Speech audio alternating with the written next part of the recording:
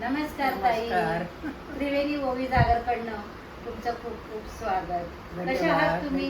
मी एकदम मजेत, एकदम मजेत. ताई, आजचा दिवस आमच्यासाठी खूप आनंदाचा आनंद क्षण आहे, कारण तुम्ही वेळात वेळ काढून इकडे येऊन मी तुमची मुलाखत घेते, यासाठी मला खूप आनंद वाटतोय. मलाही आनंद वाटतोय तुमच्या भेटीमुळे. प्रश्नच नाही. ताई, तुमचं नाव सांगाल का? सुशीला हेमचंद्र पिंकी.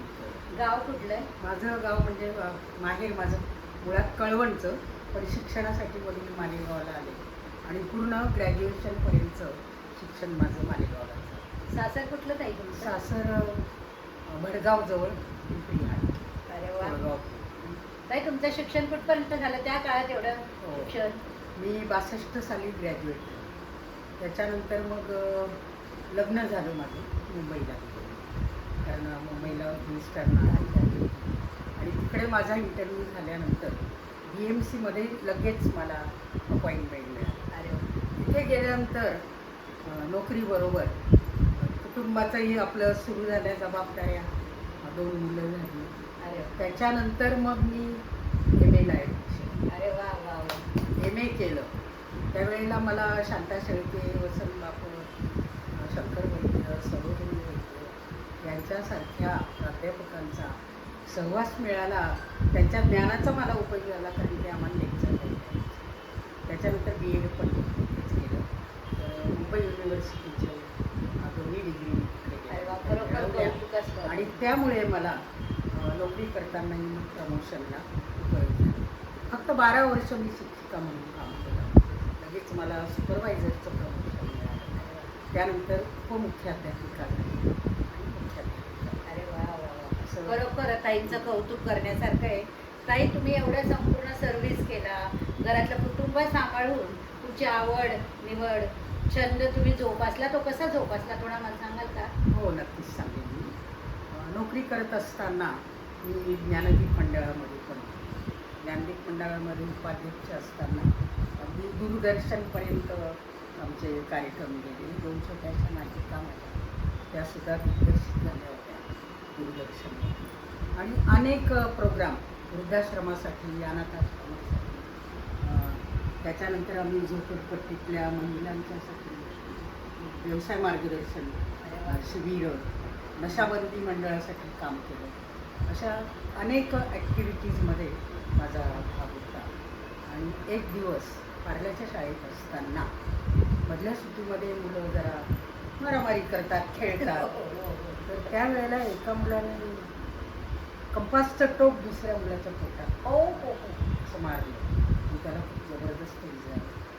मी पटकन, माझे शिक्षक डबा खात होते, त्यांना पटकन उठवलं. 4 शिक्षकांना बरोबर उठलं. माझ्या टॅक्सीमध्ये त्या मुलाला घातलं, लगेच ॲडमिट केलं.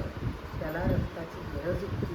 माझं स्वतःचं अजून 2 शिक्षकांचं असेल 3 बाटल्या रक्त त्या विद्यार्थ्याला आम्ही काढले आणि त्या विद्यार्थ्याची प्राण वाचले. वा वा वा. म्हणजे मुंबई महापालिकेच्या शाळेची एक प्रकारे बदनामी मी वाचवली. नाहीतर हे सगळं वर्तमानपत्रात, मीडियामध्ये पसरलं असतं तर किती गोंधळ झाला झाला.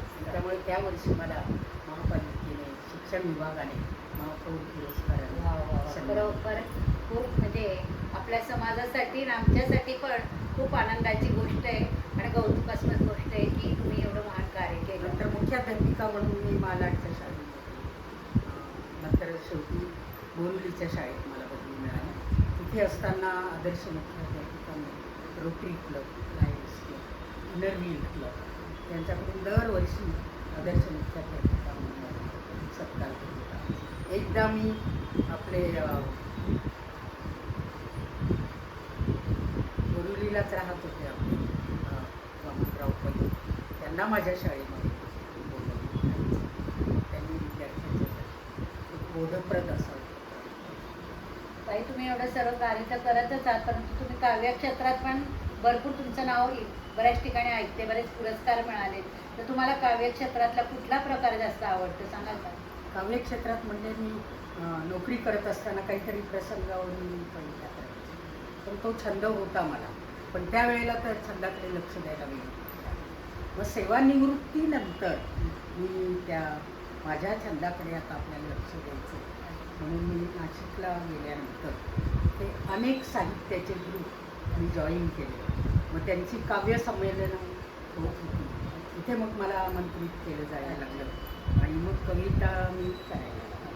तर विविध प्रकारच्या याच्यात अष्टाक्षरी आहे, षडाक्षरी आहे, पंचाक्षरी आहे, सप्ताक्षरी आहे, त्याच्यानंतर अभंग रचना आहे, गीतरचना आहे, पोवाडा आहे, अशा विविध प्रकारांमध्ये कविता. आणि मला खरोखर सांगायलाही आनंद वाटतोय की त्रिवेणी ओवी जागरमध्ये सुद्धा उत्सव दर्शन ग्रुपवरती ताई आपल्याला बऱ्याच वेळा मार्गदर्शन करत असतात आणि आपण त्याचा लाभ घेत असतो. पण आता ताईंने खूप काव्य प्रकार केलेले आहेत. पण ताई तुमच्या आवडीची एक कविता सांगा ना. नक्कीच सांगते मी. आता साहित्य क्षेत्र म्हणतो, जागतिक साहित्य क्षेत्रावरती भगवद्गीता ही पूर्ण जगाची वाङ्मय मूर्ती आहे. तर त्या भगवद्गीतेवरती, त्या भगवद्गीतेची आरती मी केलेली आहे. अच्छा. ती तुम्हाला थोडक्यात सादर करते मी.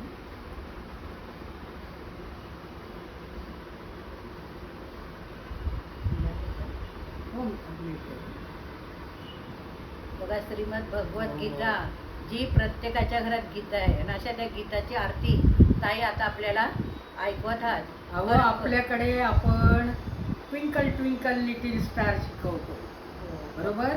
पण परदेशामध्ये आपली भगवद्गीता मुलांना शिकवली जाते आणि भगवद्गीतेचं वैशिष्ट्य म्हणजे तिचं जगातल्या 18 भाषांच्या मध्ये भाषांतर झाले.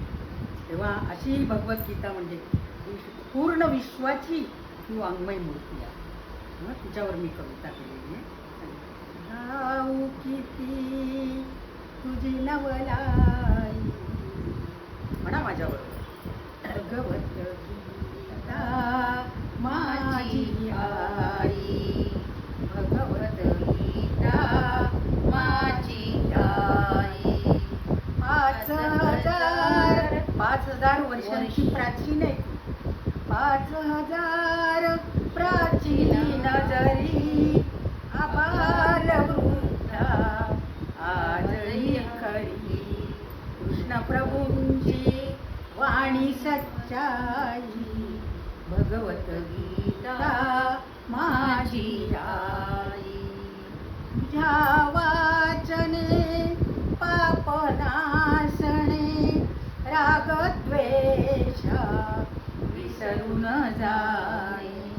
शुद्ध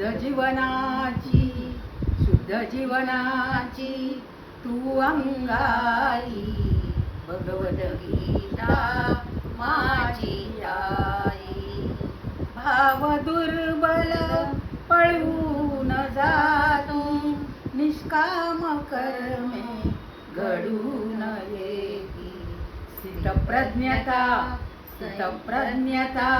संयोगे येई, भगवद्गीता माझी आई. व्यर्थ मानवा चिंता कशाला, माझे लालसा मनाला.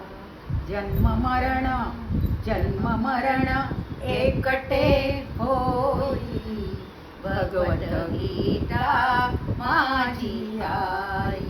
भगवद्गीता ही माणसासाठी आहे. तर 18 अध्याय म्हणजे माणसाचं शरीराचे ते अवयव आहे. पहिले 5 म्हणजे ती 5 मुख आहे. त्या दशभुजा म्हणजे पुढचे 10 अध्याय. आणि कृष्ण येतो, त्याचं उदर एकच आहे आणि शेवटचे 2 अध्याय म्हणजे त्याचे 2 चरण आहेत. अशी ही भगवद्गीता. पंचमुखे पहिल्या 5 दशभुजा अध्याय पुढचे. एक उदर चरणद्वयी, भगवद्गीता माझी आई. अखिल विश्वा वाङ्मय मूर्ती, चराचरात तुझीच कीर्ती. कर्मयोग ज्ञानयोग देई, भगवद्गीता माझी आई, भगवद्गीता माझी ताईंनी श्रीमद भगवद्गीता किती सुंदर कविता आपल्याला ऐकवली आणि खरोखर कौतुकास्पद तर आहेच, परंतु मला सांगायला एक आनंद वाटतोय की ताईंनी वेळात वेळ काढून आपल्याकडे आलात आणि ताईंनी मुलाखत दिली. त्याबद्दल त्रिवेणी ओवी जागरकडून तुम्हा सगळ्यांकडून ताईंचे मी मनपूर्वक आभार मानते. धन्यवाद.